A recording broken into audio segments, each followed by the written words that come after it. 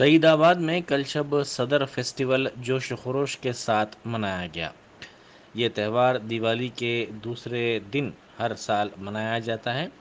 इसमें भैंसों को सजाया जाता है।